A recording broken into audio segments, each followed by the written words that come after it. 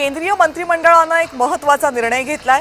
महाराष्ट्रासाठी 2 नव्या रेल्वे मार्गांची घोषणा करण्यात आली आहे। भुसावळ वर्धा तिसऱ्या आणि चौथ्या मार्गिकेला मंजुरी मिळाली आहे, तर गोंदिया डोंगरगड या रेल्वे मार्गावर चौथ्या मार्गिकेला मंजुरी देण्यात आली आहे।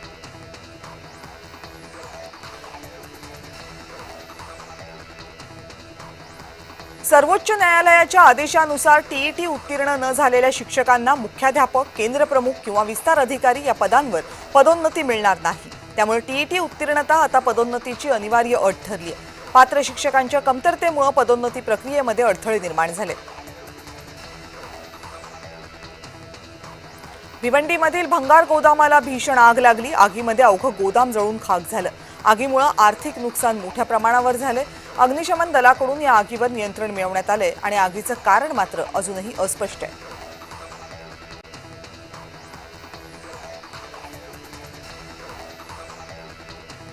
एमपीएससी परीक्षांचं नवीन वेळापत्रक जाहीर झाले। राज्यसेवा पूर्व परीक्षा 9 नोव्हेंबरला होणार आहे। गट ब ची परीक्षा 21 डिसेंबरला, गट क ची परीक्षा 4 जानेवारीला होणार आहे।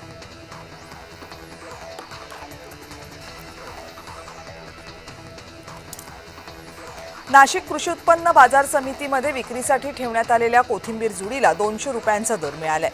पावसामुळे आवक घटली आहे, त्यामुळे कोथिंबीरीला यावर्षी 200 रुपये प्रति जुडी असा हंगामातला उच्चांकी दर मिळालाय। बाजार समितीमध्ये जवळपास 53,000 जुड्यांची सध्या आवक आहे।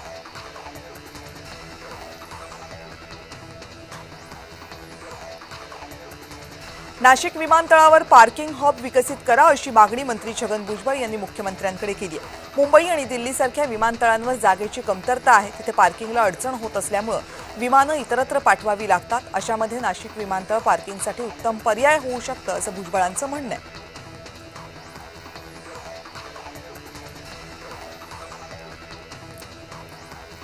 मुंबईमध्ये आजपासून 3 दिवस पाणी कपात आहे, त्यामुळे पाणी जपून वापरण्याचं आवाहन करण्यात आलंय। विद्युत मीटर अद्ययावतीकरण हा निर्णय घेण्यात आलाय।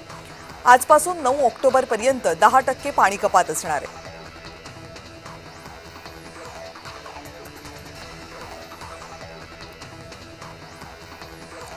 पुणे शहराच्या बहुतांश भागामध्ये गुरुवारी पाणी पुरवठा बंद राहील। शुक्रवारी कमी दाबानं पाणी पुरवठा सुरू होईल। पेठा, कोंढवा, हडपसर, खराडी, औंध आणि बोपोडी या परिसरामध्ये पाणी बंद राहणार आहे। पर्वती जलशुद्धीकरण केंद्रामध्ये कामं केली जाणार आहेत आणि त्यासाठी पाणी पुरवठ्यामध्ये काहीसा खंड येऊ शकतो।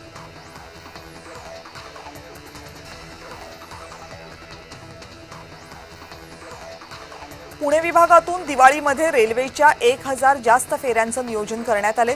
दिवाळी आणि छठ पूजेसाठी परराज्यात प्रवास करणाऱ्यांना त्यामुळे दिलासा मिळणार आहे।